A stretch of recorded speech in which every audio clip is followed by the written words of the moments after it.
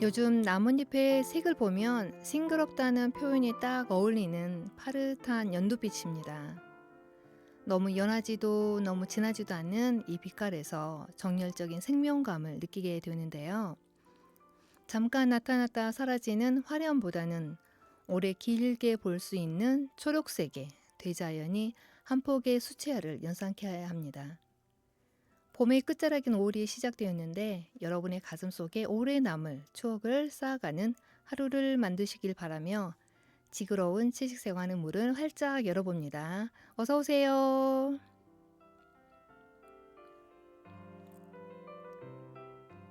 오늘도 여러분과 함께 지구를 위해 생각하고 행동하는 지구로운 채식생활 진행자 진아입니다. 반갑습니다. 네, 지구로운 채식생활은 기후변화 및 채식과 관련해 전문가나 활동가를 모시고 이야기를 나누는 코너입니다. 여러분 유튜브 채널에서도 들으실 수 있는데요. 어떻게 찾아갈까요? 네이버나 구글 검색에서 지구로운 채식생활 또는 전주공동체를 검색하시면 만나실 수 있고요. 또 방송은 저희 매주 목요일 4시에 여러분을 만나 뵙고 있습니다. 또 못 들으신 분을 위해서 일요일 4시에 재방송이 나가니까요. 꼭 확인하셔서 저희 지구론 책생활을 청취 또는 시청해 주시길 부탁드리겠습니다. 자, 채널 이동하지 마시고요. 전주 FM 93.5 함께 끝까지 해주세요. 자, 오늘은 수다로 즐기는 비건 토크 코너입니다. 스튜디오에 누가 와 계시는지 궁금하지 않으신가요? 자, 음악 듣고 다시 돌아올게요.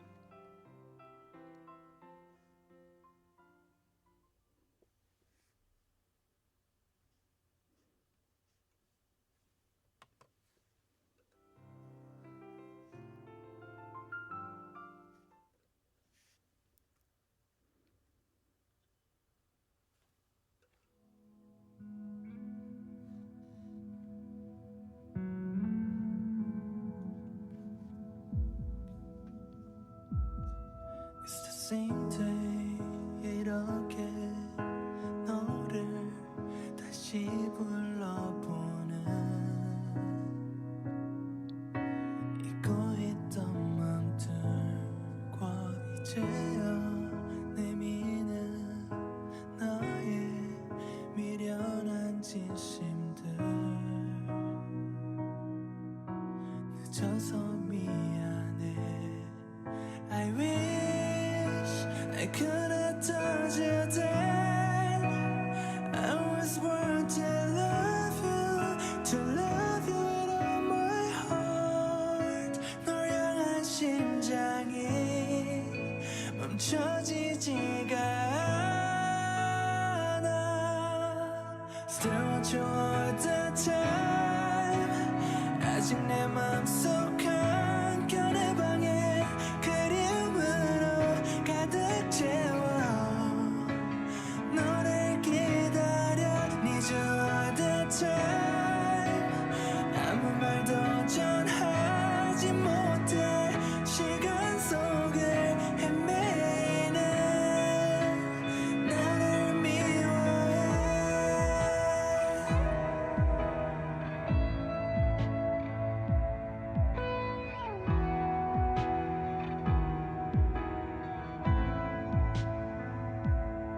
It's the same night 흐릿한 어느 밤 안개 속에 너를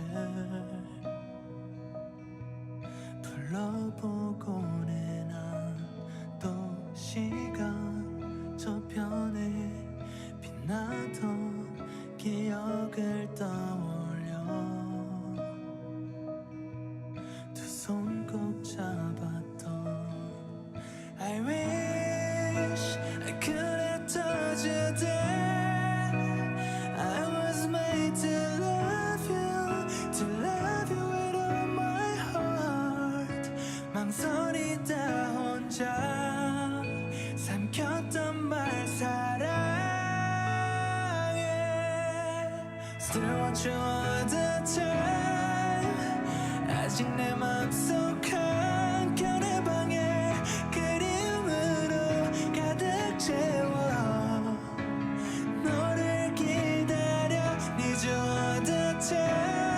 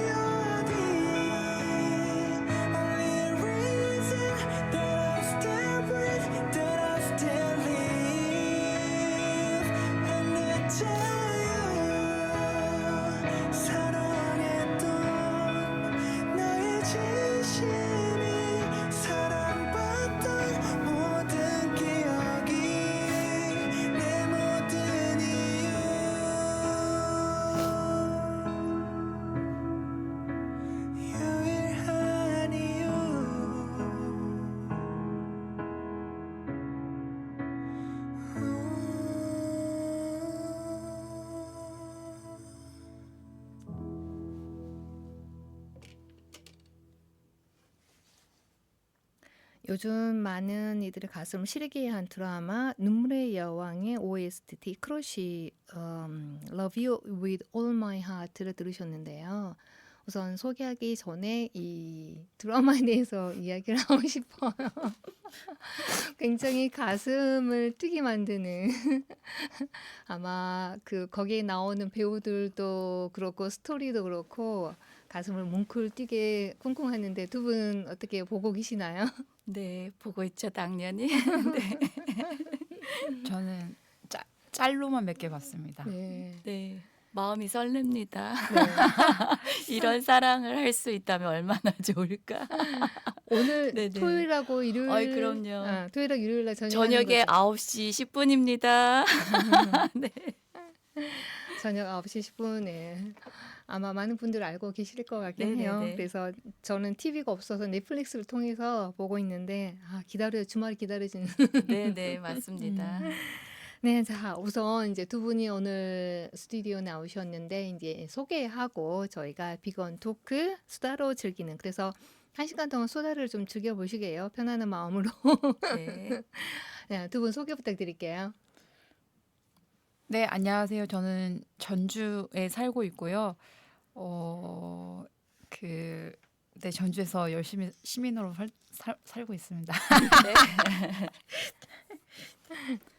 네, 네. 안녕하세요. 저는 양희성입니다. 저는 사실 경상도 울산에서 한 40여 년을 살다가 전주에 이제 한 10년 이러면 제 나이가 나오나요? 아무튼 그렇게 살고 있는 전라도에 사는 경상도 아줌마입니다. 반갑습니다. 네, 반갑습니다. 네. 오늘 토크가 굉장히 즐거울 것 같은데요. 네. 자, 저희가 이제 이 프로는 이제 한 달 한 번 수다로 즐기는 비건 토크라고 해서 이제 비건인이나 비건을 지향하는 그리고 채식에 관심 있는 분들과 함께 얘기를 나누는 코너예요. 그래서 오늘 두 분 나오셨는데 두 분은 어떤 본인들의 식이 정체성이 어떤지 어떻게 정리를 하는지 우리 소희진 선생님부터 말씀 부탁드릴게요. 네, 저는 비건을 지향하고요. 지금 한 6년 정도 됐나? 그 정도 식이 생활을 하고 있고.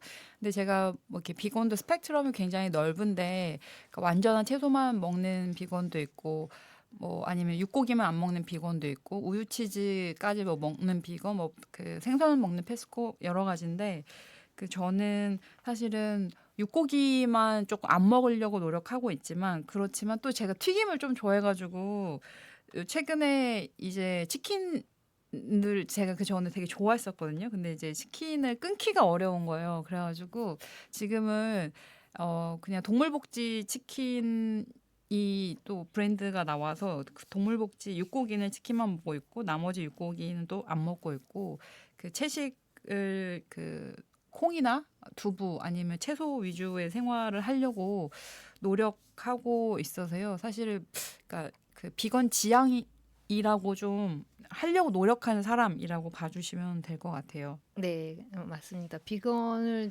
네. 실천하는 거 쉽지는 않은 것 같아요. 그래서 우리가 이제 지향이라는 단어를 쓰는데 비건 지향이든 아니든 모든 어떤 본인의 이제 이게 좀 나중에 이제 좀 더 우리가 얘기를 나누겠지만 선택에 있어서 자 우리 양희성 선생님은 어떤 식이 정체성을 갖고 계신지. 예, 저는 완전한 비건 그런 거를 지향하지는 않지만 채식을 많이 선호하는 편이에요. 그래도 이제 가족들은 같이 살고 있는 가족들한테 그거조차 할 수는 없고 아이들은 아무리 비건, 채식 비건 얘기는 안 하는데 채식에 관련해서 얘기를 해도 아이들은 초록색, 녹색은 하고 있죠.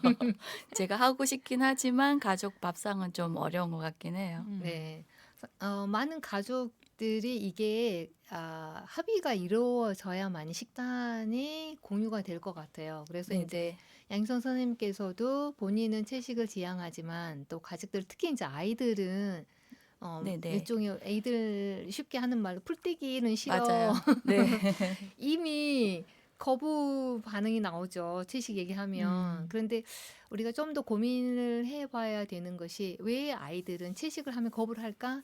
거기는 분명히 우리 그 어른들의 책임이 있지 않을까 생각이 들어요. 그러니까 네. 어떤 부모의 책임보다는 전체적인 사회 분위기, 또 아, 교육 네네. 전체적인 것이 아닐까 싶은 생각이 들었고요. 그러면 그 소유진 선생님께서 조금 전에 이제 채식을 하게 되었다고 하셨는데 시작했다고 6년 전에 시작하셨다고 하는데 특별한 어떤 계기가 있었었나요?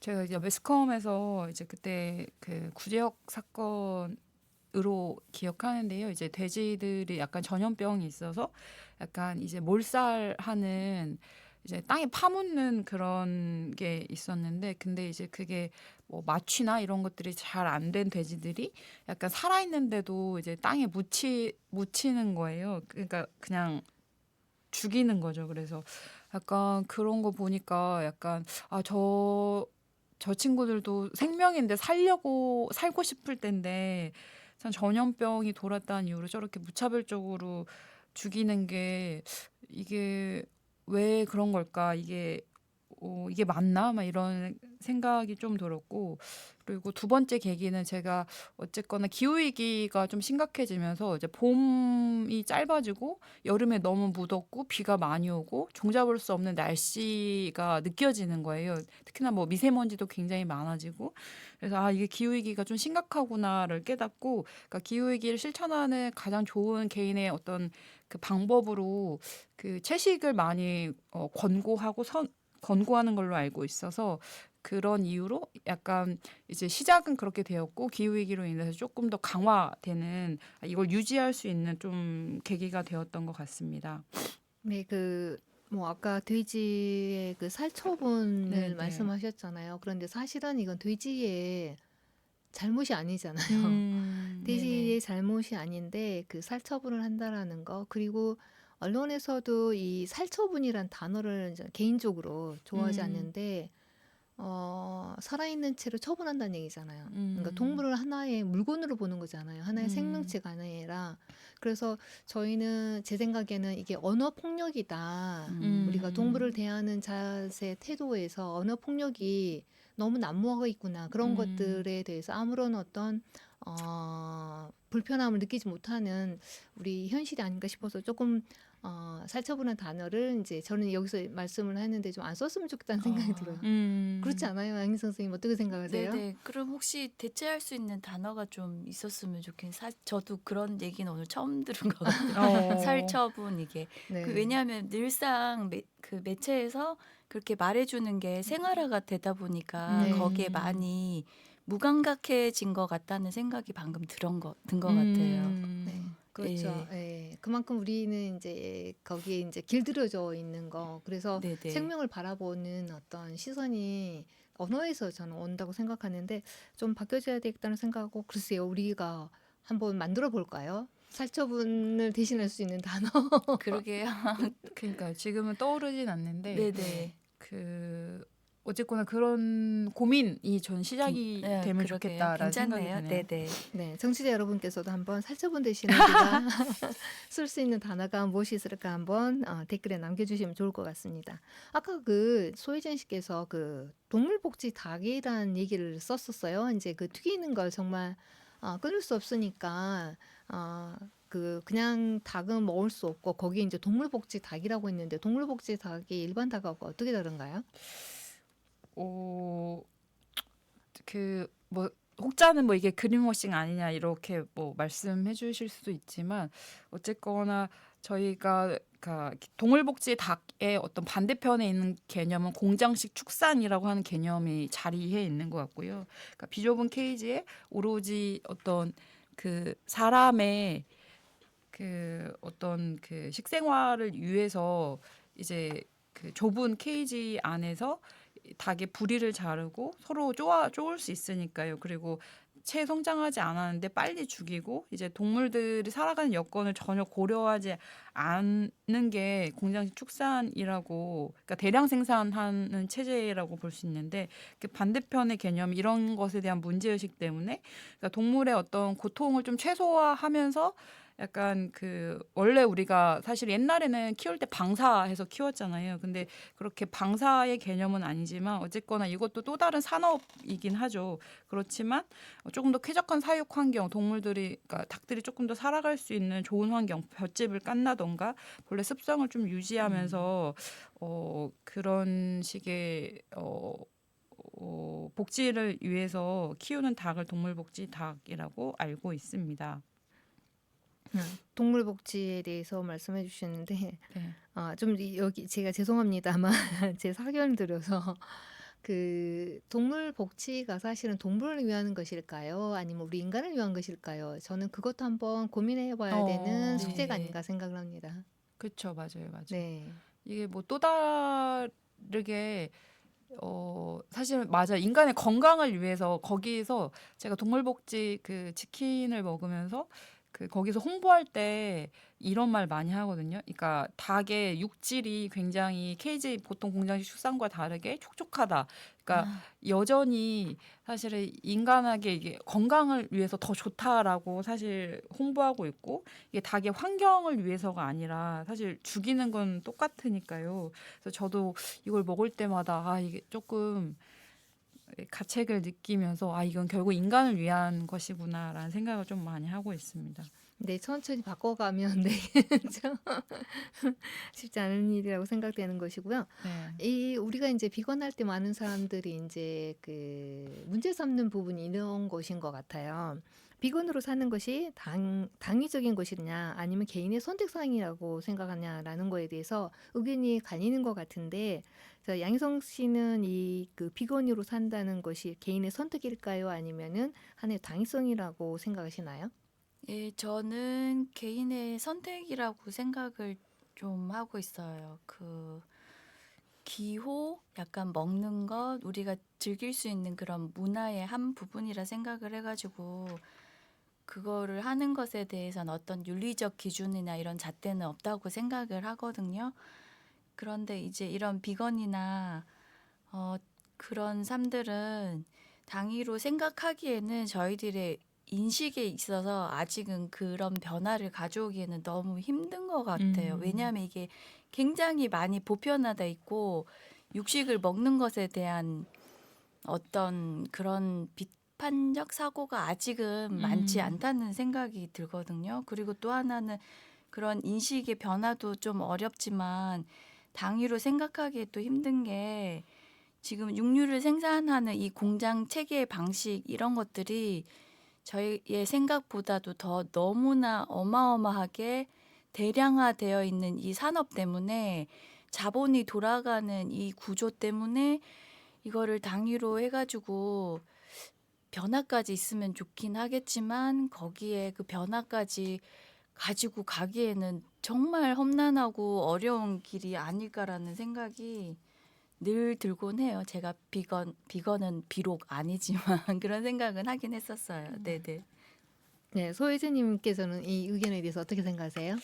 저도 이제 양희 선생님 얘기에 공감하는 부분은 이게 사회적 인식이 굉장히 중요한데 사실은 뭐 유럽 같은 경우에는 어느 식당이나 가도 비건 옵션이 있고 사실 선택지가 굉장히 많은데 우리나라는 사실 채식 식당을 전문으로 하지 않는 그러니까 제가 느끼면 한 100군데 정도에 한 군데 있나요? 네. 하여튼 그 정도로 사실 육식 위주의 생활을 하고 있고 그래서 이런 것들에 대한 사회적 합의가 굉장히 중요하다고 생각하는데 저는 그래서 이게 당이냐 선택이냐 약간 이런 차원의 문제보다는 그러니까 제가 뭐 채식을 시작하게 된 계기도 마찬가지지만 그러니까 타자에 대한 고통에 대한 민감성과 그리고 인간이라고 하는 그 지위가 사실 지구 공동체 안에서 만물의 영장이라고 저희가 많이 도덕 시간이나 무슨 학교 교육 때 많이 생각했지만 사실 영장이 아니라 인간 지구 공동체의 일부분이라고 하는 자각이 있다면 사실은 우리가 너무 많은 것들을 그러니까 인간을 위해서 그러니까 착취하고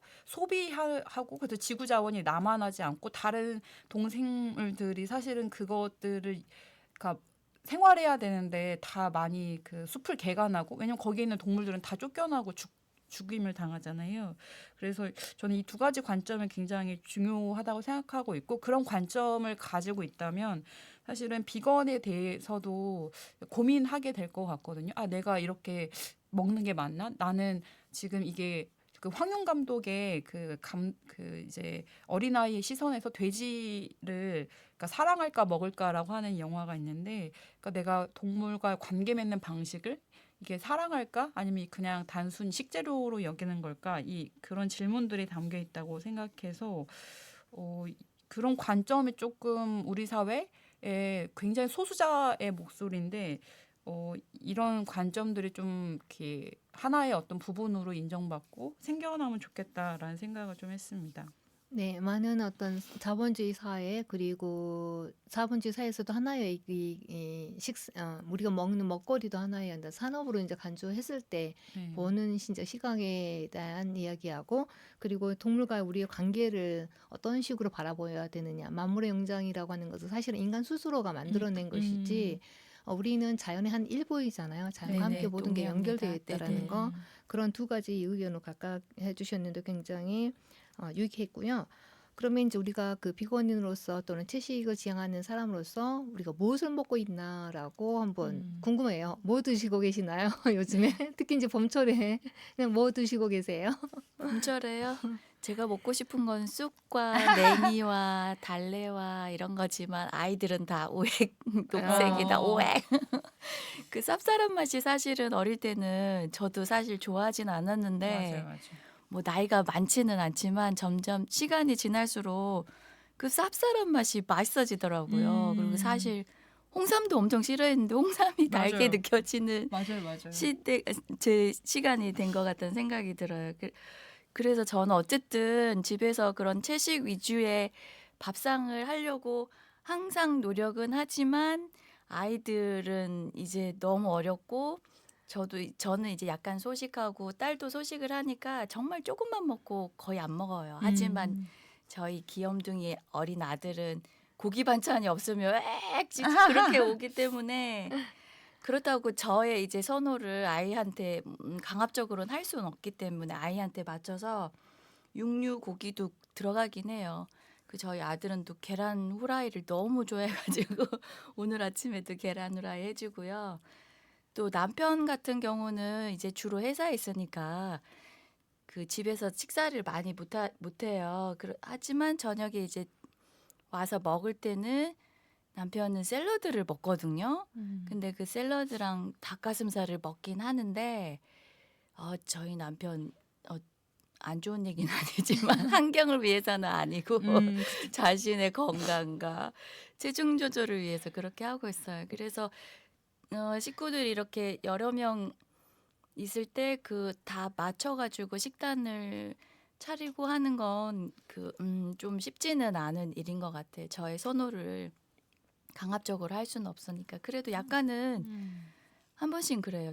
초록색 있을 때는 주는 대로 먹으라고 약간 윽박 지르고 있긴 해요. 왜냐하면 아이들도 그런 부분들을 계속 고기만 먹고 그렇게 잘하면 안 된다는 생각이 들어서 조율을 좀 하고 있는 것 같아요. 저의 식탁은. 네. 네. 그 양희성님의 식당은 굉장히 각각의 그 개인의 취향을 다 고려하자면은 네, 배가 산으로 어려워요. 갈 것 같은 네네. 그런 식당인 것 같은데 우리 자 노래 한 곡 듣고 계속 이야기 이어갈게요.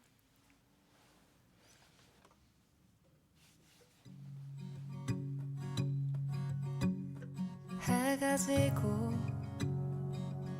저 다른 누군가의 기다림도 바람으로 예쁘게 빛나고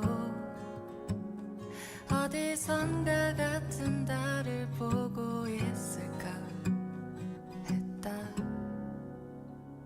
무심코 밤하늘 달을 찾게 되는 날이면 늘 동그란 달이 있었다며 해맑게 웃으며 신기하다고 넌 말했다.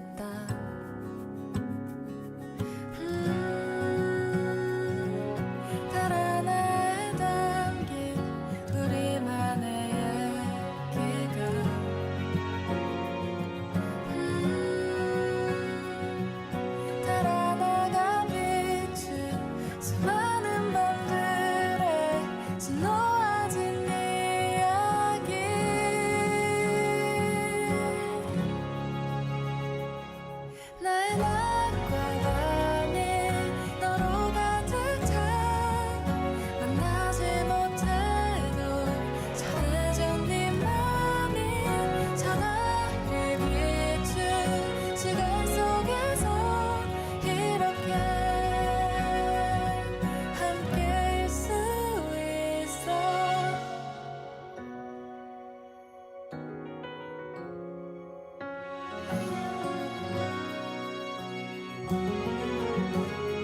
우리에게 내일의 해가 뜨지 않게 된다면 오늘의 달 아래서 마지막 그 순간은 나와 함께 하겠다고 넌 주저없이 말했다. 달 하나에 담긴 우리만의 얘기가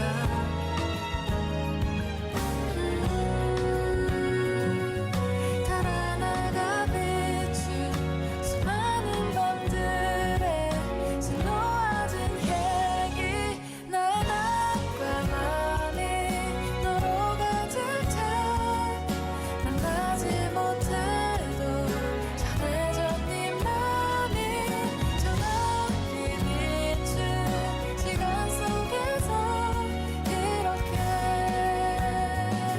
함께일 수 있어. 그 많은 밤들에 네가 있었고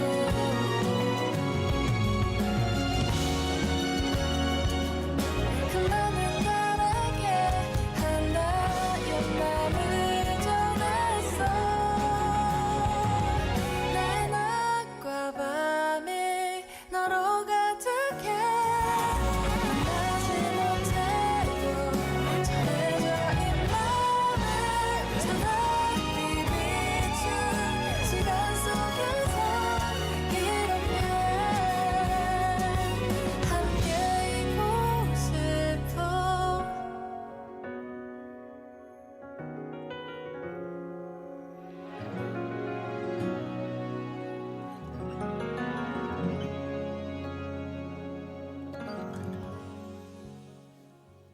네, 정하로님의 나의 달을 들으셨습니다. 지금 여러분께서는 전주 공동체 라디오 전주 FM 93.5MHz 지그러운 취직생활을 듣고 계십니다.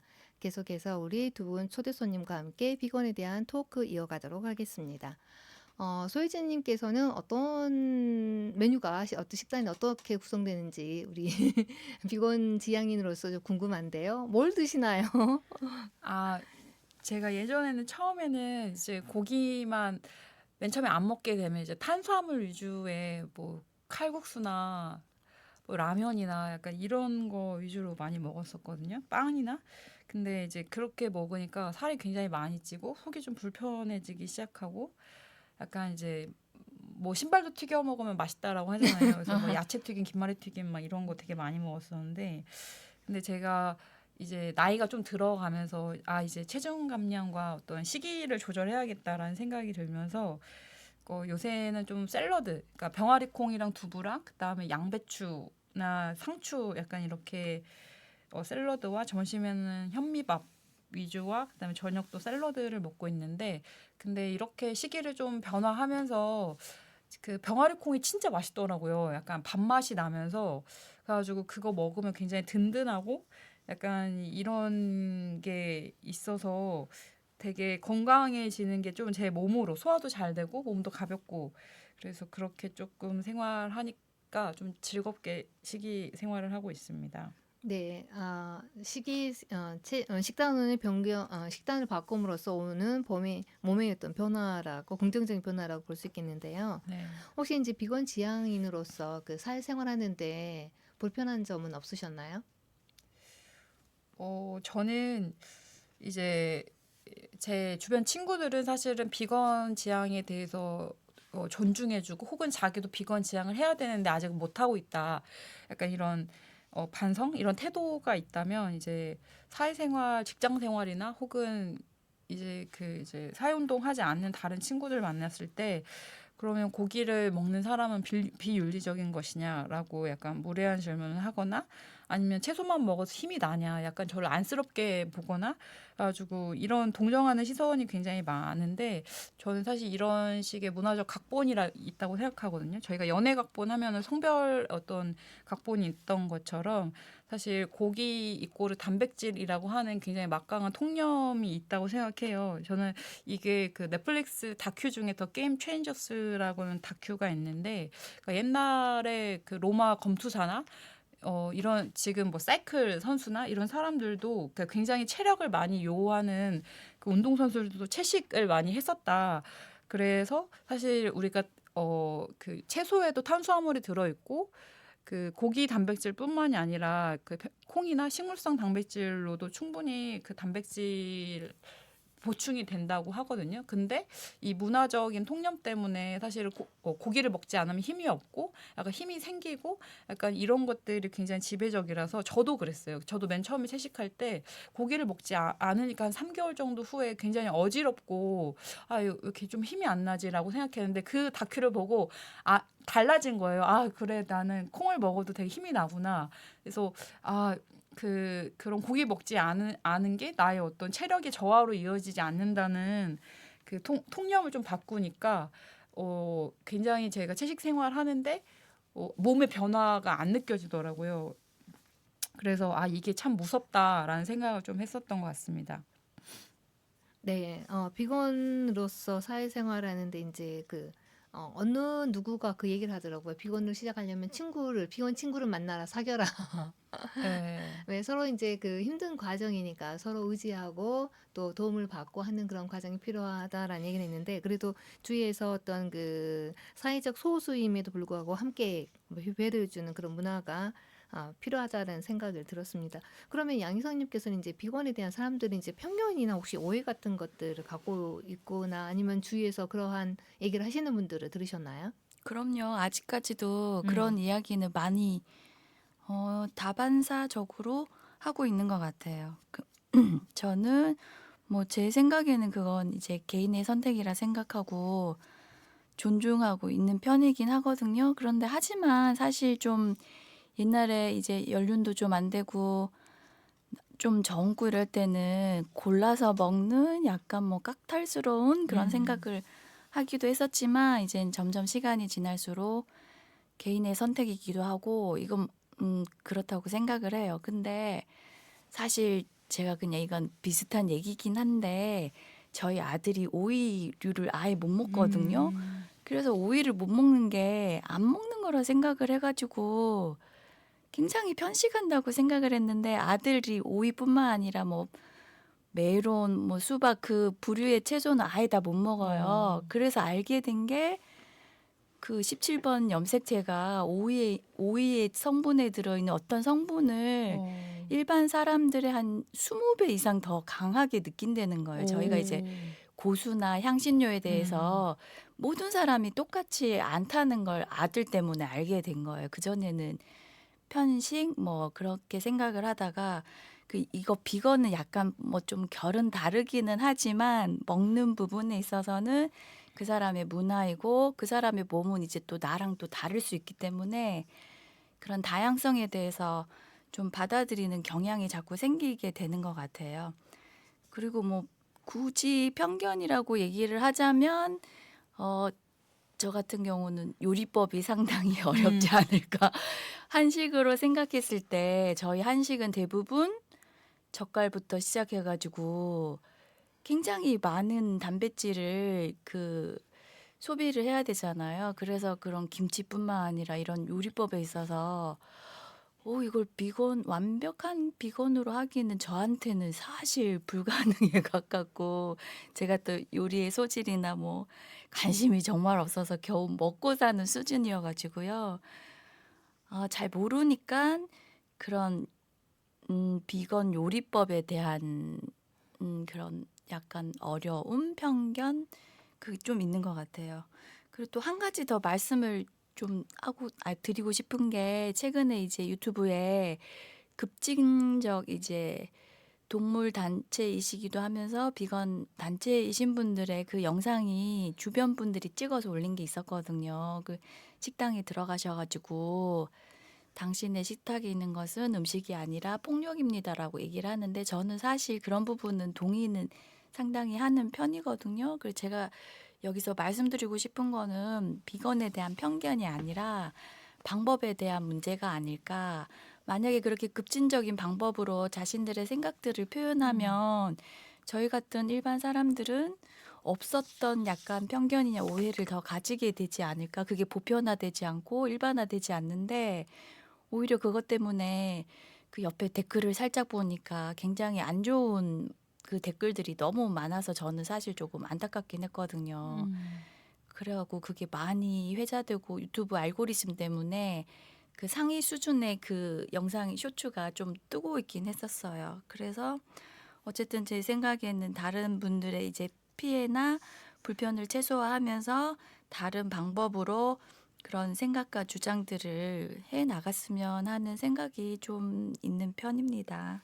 네, 이제 극단적인 어떤 그 캠페인이 어떻게 보면은 부정적인 결과를 낳을 수 있는 한 사례라고 보여요. 네네. 그것뿐만 아니라 우리가 이제 채식을 하는 이유는 개인의 건강 또는 동물 복지 그리고 이제 대부분 기후 환경 때문에 채식을 선택하는데 그 기후 행동 활동가들도 그런 극단적인 케이스가 있어요. 뭐냐면 유럽에서 그 뭐 유명한 그 전시 있죠. 뭐 정확하게 이제 그 그림이 생각이 나지 않는데 물론 이제 그 모나리자 네네. 그림이 있고 근데 거기에 이제 활동가들이 들어가서 페인트로 이렇게 아, 칠한다거나 네네네. 물론 아, 이제 그 그림은 다 보호막으로 있어서 훼손되진 않았지만 이제 그렇게 극단적으로 이제 네. 그 본인들은 메시지를 알리고 싶어서 그렇게 하는데 사실은 같은 이제 기후행동 활동가로서 그런 것들이 굉장히 부정적인 이미지를 주지 않을까. 이제 마찬가지로 비건도 당신이 먹는 음식이 폭력이다. 사실은 맞는 말이거든요. 똑같이 네네. 말씀하셨듯이. 근데 방법론에 있어서 좀 더 우리가 고려해서 모두가 인정할 수 있는, 동의할 수 있는 그렇게 함께 가는 게 필요하지 않을까라는 생각을 들었어요. 네. 제가 이제 방금 그 뭐 기후환경 동물 복지 때문에 채식을 한다고 이제 생각하는 분들이 이제 늘어나고 있는데 그 부분에 대해서 좀 더 우리가 환경을 위해서 식단 전환을 필요하는데 어떤 측면에서 그런지 좀 더 자세히 누가 설명을 좀 해줄 수 있으실까요? 네, 사실 입이 아직도 잘 안 풀렸는데요. 입이 언제쯤 풀릴까요? 네. 되게 어쨌거나 제가 생각하기에는 그냥 제 생각은 사실 어쨌거나 채식이라고 하는 것들이 식문화의 한 부분으로 이야기가 되고 그래서 그 부분이 걔네 실천과 전 라이프 스타일이라고 생각하고 이게 사실은 소비자 운동이기도 하고 한편으로 시민으로서 한편으로는 지구 공동체의 일원으로서 하는 실천이라고 생각하는데 근데 제가 뭐 팟캐스트를 듣다가 비건 지향을 하시는 분이 사실은 그 채식을 통해서 궁극적으로 문제 제기를 하고 싶은 거는 그러니까 내가 음식과 어떤 관계를 맺고 있는가 라고 하는 질문이라고 하더라고요. 근데 저는 그게 굉장히 인상 깊었거든요. 그러니까 우리가 음식에 대한 어떤 관계 방식은 그러니까 에너지원이고 건강과 그리고 어떤 그 맛있는 거 약간 이런 식의 그 이야기들이 많은데 그래서 우리가 한 달 뭐 1일 3끼 30일을 하면 90끼를 먹는다고 해요. 근데 이 90끼 중에서 그러니까 채식을 한다는 거 90끼 전체를 채식으로 한다는 게 아니고 그러니까 이 중에서 사실은 우리가 이게 어떤 식의 유통 과정을 통해서 여기까지 올라오고 누구의 어떤 노동력과 어떤 착취를 통해서 혹은 생산 과정을 통해서 여기에 올라오는지를 좀 보는 게 필요하다. 그래서 뭐 그 동물 학대 어떤 그 이제 공사 축산 있으면 동물 학대의 지점이 있는 거고 사실은 뭐 딸기나 이런 것도 사실 지금 거의 다 외국인 노동자, 이주 노동자들의 어떤 노동력을 통해서 이게 올라오고 또 많은 농약과 이런 것들을 통해서 땅의 어떤 굉장히 유해한 방식으로 이게 재배되는 지점들이 있고 그래서 우리가 먹는 것에 대해서 사실은 이런 고민들이 그러니까 생명이나 공동체나 환경에 대한 어떤 이슈를 조금 이 한켠에는 건강과 에너지와 뭐 맛있는 거라고 하는 게 있다면 조금 확장해서 고민을 한다면 뭐 한 두세 끼라도 약간 그 윤리적 소비나 건강한 음식 혹은 그 무해한 음식에 대한 고민을 좀 하면서 경험해 볼 수 있지 않을까라고 하는 생각이 좀 들었습니다. 네, 음식을 단순히 어떤 우리가 먹는 어떤 맛이나 또는 네. 에너지원은 또는 건강을 위한 어떤 것으로 생각하기보다는 이제 우리가 먹는 음식에서 온 식단에까지 오기까지의 어떤 생명에 대한 네. 어떤 감수성, 그다음에 공동체 어떤 환경에 대한 이해를 좀 했으면 좋겠다라는 생각을 하고요. 잠깐 하나 더 붙이자면 이제 선생님께서 하루 한 끼라든지 일주일에 한 끼가 굉장히 중요하다고 생각해요. 모든 사람들이 다 비건이 될 수는 없는 거고 맞아요. 네. 하나의 통계를 보자면 일주일에 한 끼만 했을 때 일주일에 한 끼만 채식을 했을 경우에 연간 550만 대의 자동차를 멈출 수 있는 효과가 있다는 얘기예요. 사실은 우리나라의 그 한식이 가장 그 최상의 저는 채식 식단이라고 봐요. 아, 네네. 맞아요. 그렇죠. 거기 이제 우리 고기가 주가 되고 채소가 그 부가 되는 그러한 식단인데 채소가 주가 되고 고기가 부가 되면은 사실 이것만으로도 충분히 어떤 환경 또는 개인의 건강을 책임질 수 있는 식단이 아닌가 싶은데 그런 방향으로 생각했으면 좋겠다는 생각이고요. 그럼 양희선님께서는 왜 우리가 채식으로 식단이 전환을 해야 하는지 그 필요성에 대해서 말씀해 주신다면은요. 네, 아무래도 저희가 좀 일반적으로 알고 있는 사실인 것 같긴 한데요. 그 가축 산업, 그 기르기 위해서 필요한 부분들, 만약에 그 제반 시설들이나 아니면 그 가축을 또 먹이기 위한 그 하는 사료 그 부분에 있어서도 지구 환경에 잘 조화롭거나 어울리지 않는다는 얘기를 많이 들었어요. 그래서 그 좀 육류 소비를 조금이라도 줄이면 그런 제반 시설이나 사료 재배로 인한 자연 파괴, 뭐 자연의 불균형 이런 부분들도 조금이라도 좀 해소가 되지 않을까라는 생각을 또 하고 저희들이 이제 아이들 용어로 뭐 소들의 방구 이게 이제 탄소 뭐 이런 게 많다고 얘기를 하잖아요. 그러니까 그런 부분들도 가축을 기르는 거에서 조금씩 줄면 탄소 배출도 조금 줄어들지 않을까라는 생각을 늘 하게 됩니다. 네, 맞습니다. 환경 위해서 좀 더 어떤 깊은 어떤 식단에 대한 생각 필요하고요.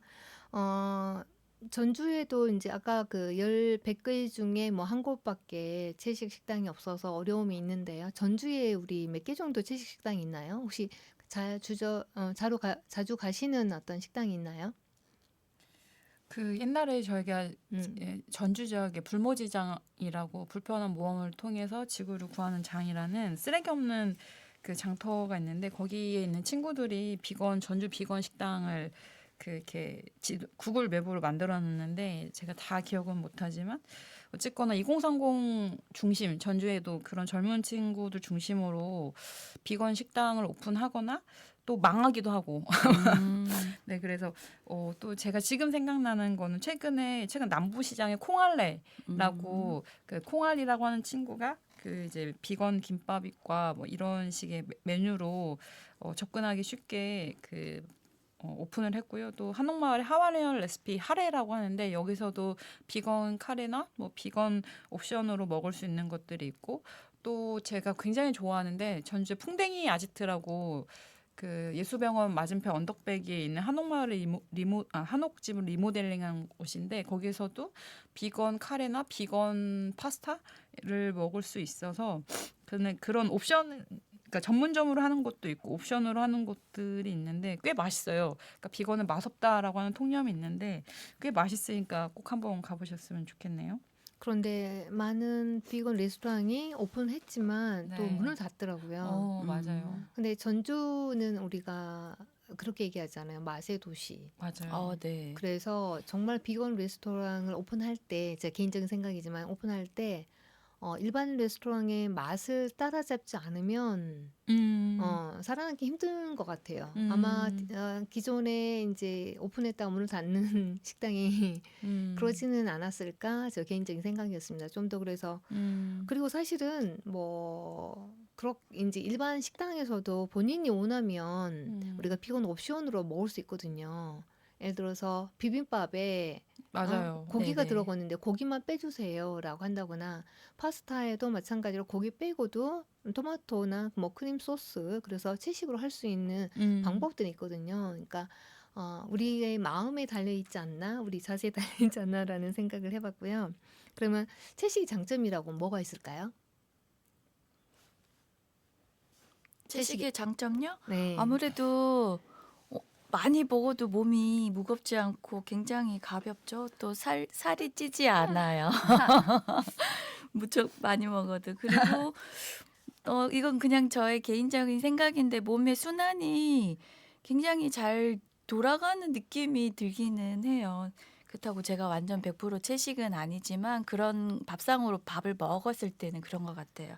그 배변 활동도 굉장히 좋아지고. 음.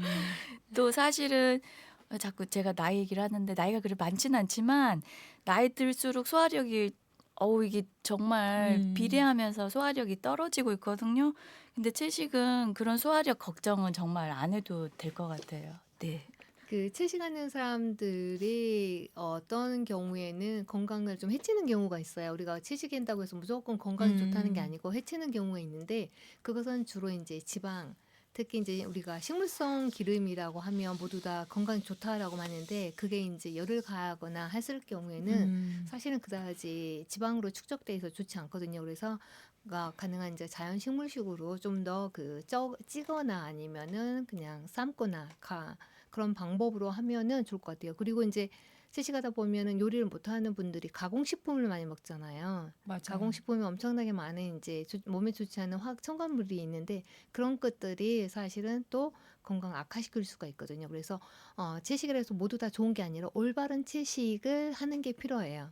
그래서 또 어떤 분들은 채식을 하는데 몸이 망가졌다라고 하시는데 채식을 해서 몸이 망가진 게 아니라 잘못된 채식을 했기 때문에 몸이 망가진다라는 것을 알았으면 좋겠다는 생각이 듭니다. 그리고 이제 요즘 학교에서 많은 그 저탄소 식단을 도입하는 학교들이 늘어나고 있더라고요. 전라북도에서도요. 그런데 이제 제가 들었던 얘기 중에는 그 부모님들이 그 학교 홈페이지에 보면은 그 식단 메뉴표가 나오잖아요. 한 네. 달치. 그러면 민원 전화들이 꽤 많이 온다고 해요. 영양사 선생님께서. 왜냐하면 왜 식단이 이러느냐. 그러는데 그 부분에 대해서는 양희 선생님이 이제 학부모이시잖아요. 어떻게 네네. 생각하시나요? 제 생각에는 집에서 못 해주는 거 일주일에 한 번이라도 학교에서 해주면 학교 식단은 정말 영양 균형이 정말 잘 잡혀 있거든요. 영양사 선생님들께서 너무 식단을 잘 하셔가지고 5대 영양소 골고루 하시니까 저탄소를 하실지라도 굉장히 영양의 균형이 있어서 잘 하실 거라 생각이 들어서 민원을 넣으신다는 건 저는 조금 이해가 안 되기는 합니다.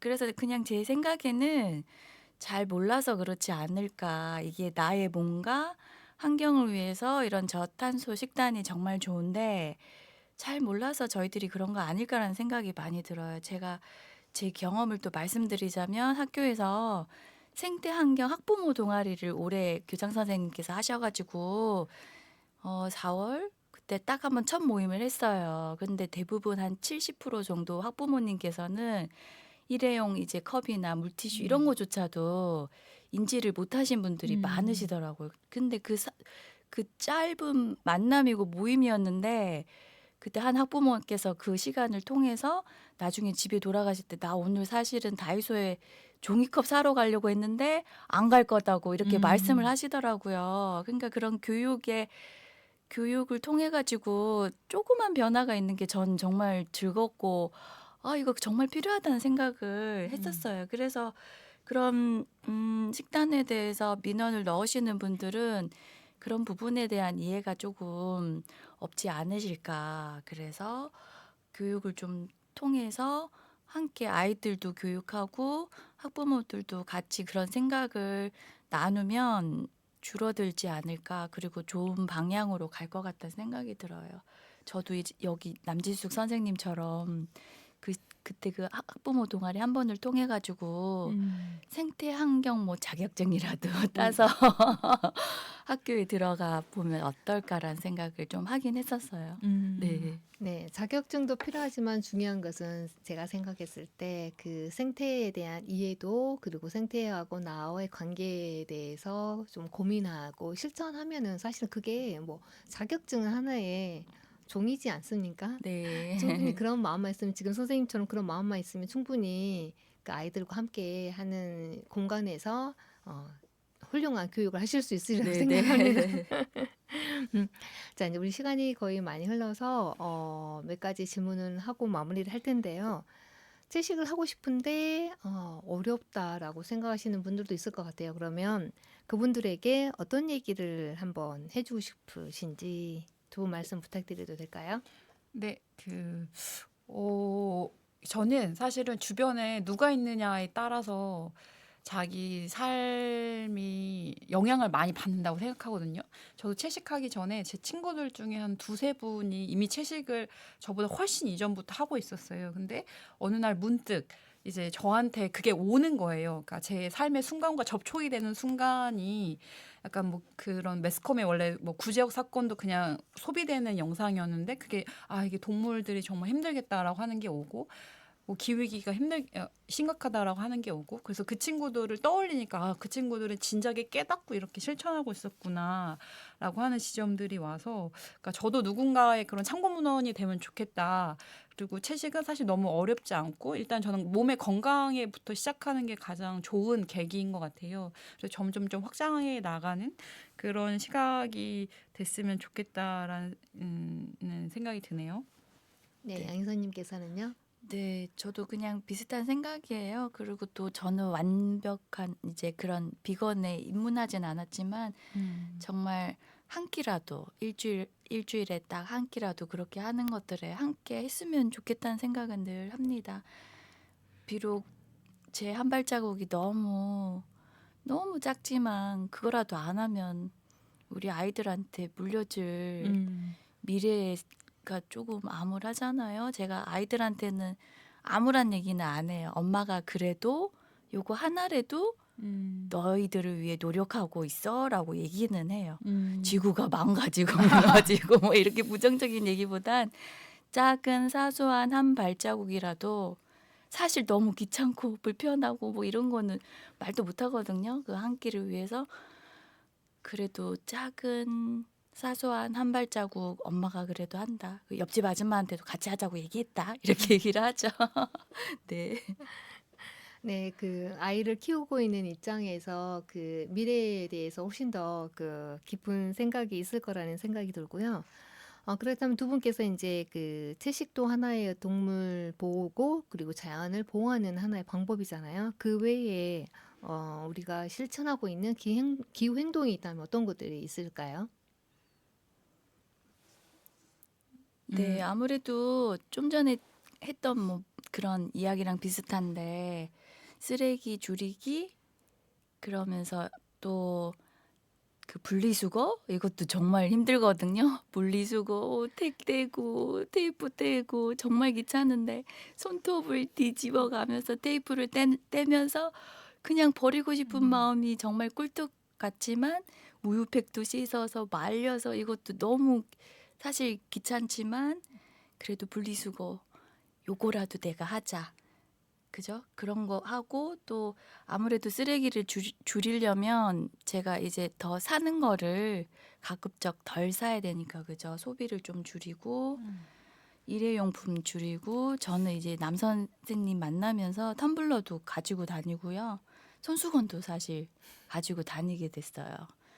그런 조금 불편하게 살기 이런 부분들이 기후 환경과 우리 앞으로의 미래를 위해서 필요하지 않을까 그죠? 정말 사소하지만 우리 다 알고 있지만 하기 귀찮은 그런 행동들. 네. 네, 소혜진님 어떤 기후 행동 실천하고 계시나요?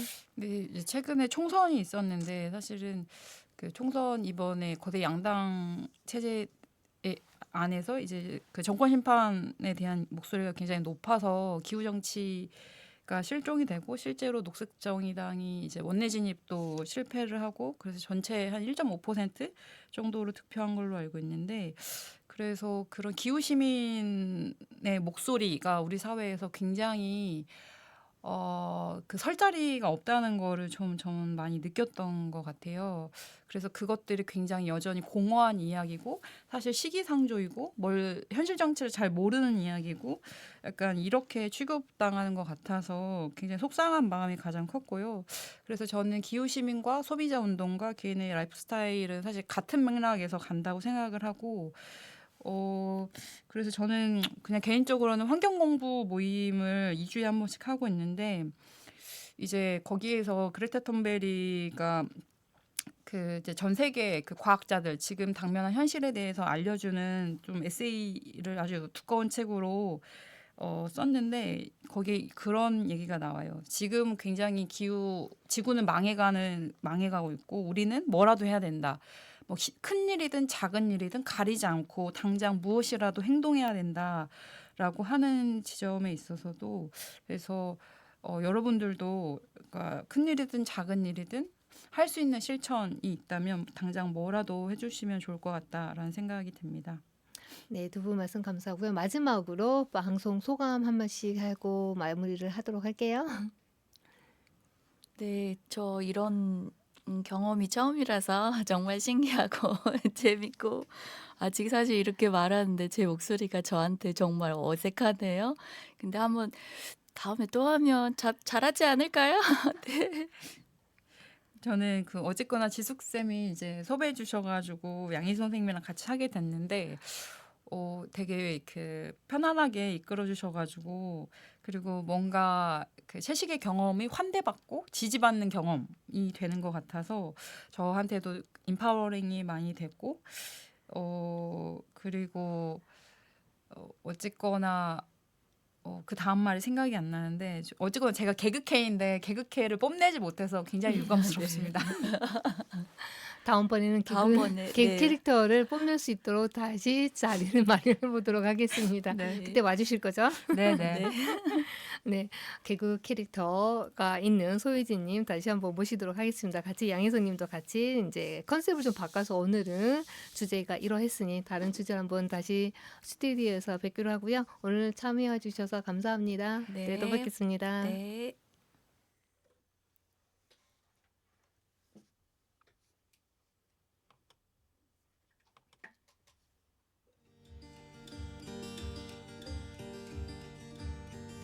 Well, I'm gonna get through this world the best I can if I can.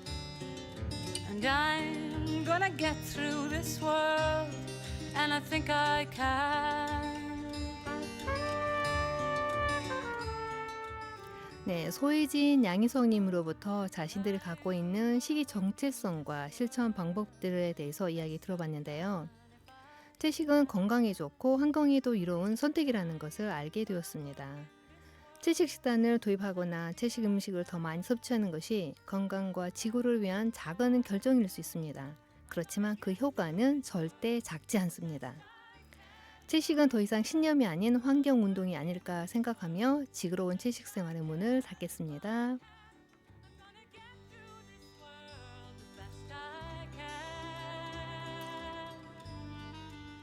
지구로운 채식 생활은 지구 환경을 지키는 것이 곧 우리를 지킨다는 믿음으로 여러분을 만나고 있습니다. 다음 주 목요일에도 여러분과 함께 하겠습니다. 감사합니다. 지구로운 채식 생활 진행자 진아였습니다. The best I can if I can. And I am gonna walk in this world, and I think I can.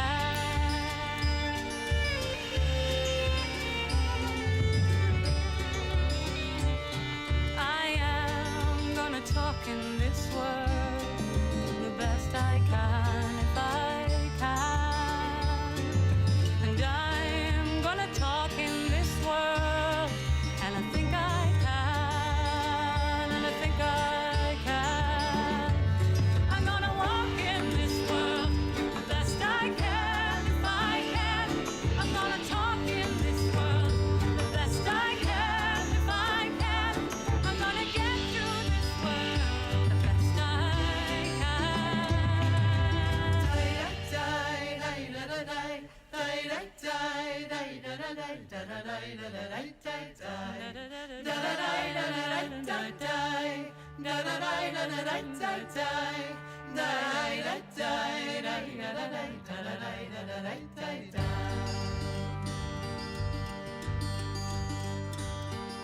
Well, I'm gonna clean up this world